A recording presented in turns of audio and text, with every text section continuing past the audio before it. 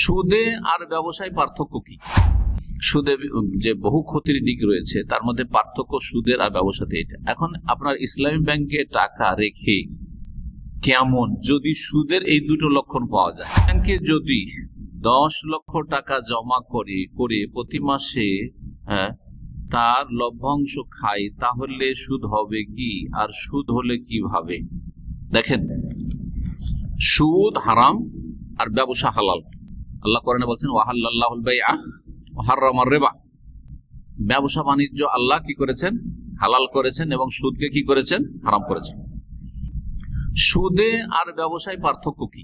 সুদে আর ব্যবসায় পার্থক্য কি? পার্থক্য আছে, বেশ কিছু পার্থক্যের মধ্যে গুরুত্বপূর্ণ একটি পার্থক্য হচ্ছে যে সুদে যে ব্যক্তি টাকা দেয় কাউকে, তার কোনো রিস্ক থাকে না, ঝুঁকি থাকে না। আর একটি পার্থক্য হচ্ছে যে সুদের ক্ষেত্রে গায়ের ঘাম বহাইতে হয়, কোনো পরিশ্রম করা লাগে না। টাকাটা দিয়ে দিলে হলো, যে টাকা দিয়ে দিলাম তোমাকে, মাসে এত টাকা করে নিব, বস হয়ে গেল, কথা হয়ে গেল। কোনো চিন্তাও নেই আর কোনো মেহনত পরিশ্রম। নাকে তেল দিয়ে সারাদিন ঘুমাচ্ছে, রাস্তায় ঘুরে বেড়াচ্ছে, খাচ্ছে এরকম করে, হয় না? ফিক্সড ডিপোজিট করে দেশে আর বাড়িতে বসে বসে খাচ্ছে, ব্যাংকে উঠাচ্ছে আর খাচ্ছে, কোনো পরিশ্রম নেই, কিচ্ছু নেই। কুড়ে লোক, বুঝেন? ইসলাম কোন মানুষকে কুড়ে বানাতে চাই না, অকেজো বানাতে চাই না। কর্মঠ হোক, মেহনত করুক, পরিশ্রম করুক। জি, ব্যবসায় এই দুটো দিক রয়েছে। ব্যবসাতে লাভ লসের সম্ভাবনা আছে, এমনকি আসল পুঁজি শেষ হয়ে গেল একবারে, এটাও হইতে পারে, তাহলে রিস্ক আছে। 2 নম্বর, ব্যবসা কোনো মানুষ মেহনত পরিশ্রম না করে ব্যবসা বাণিজ্য করতে পারবে না।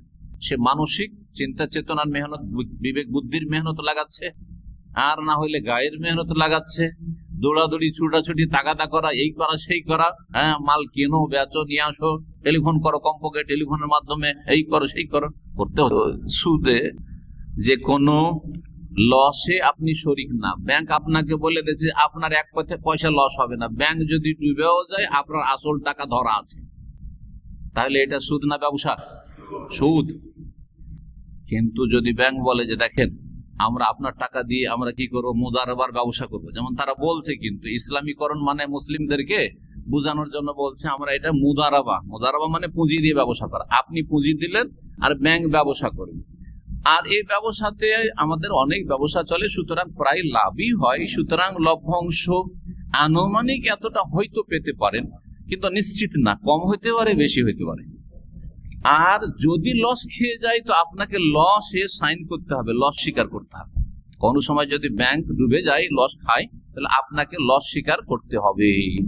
এইসব যদি লেখা থাকে চুক্তিতে তাহলে জায়েজ। আপনি ব্যাংকে 10 লক্ষ টাকা রেখে দিয়ে মাসের মাস টাকা আসছে, কখনো আসছে কম, কখনো বেশি আসছে, প্রায় লাভ হচ্ছে, সেজন্য লাভ দিচ্ছে, তাহলে জায়েজ।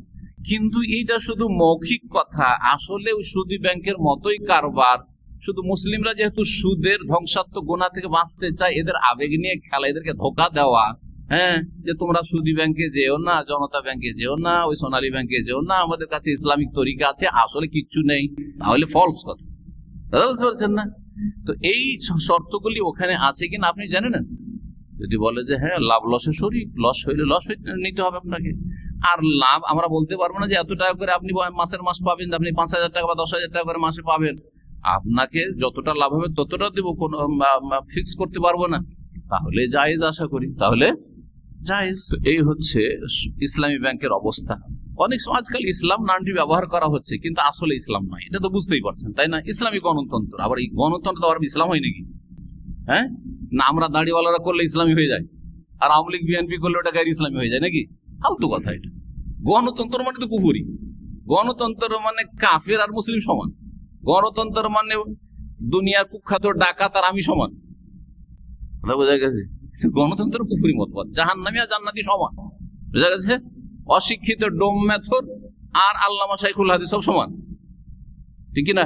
ভোটের মূল্য, ডোমের ভোটের মূল্য আর বাংলাদেশ সবচেয়ে বড় আল্লামা, তার ভোটের মূল্য একই সমান। এটা তো কুফরি কথা এটা। সুতরাং তার উপর যদি ইসলামিক লেভেল লাগিয়ে দিয়ে ইসলামী ব্যাংকের মতো করে দেন ইসলামী গণতন্ত্র, ইসলাম হয়ে যাবে নাকি? কখনো সেটা ইসলাম। জি।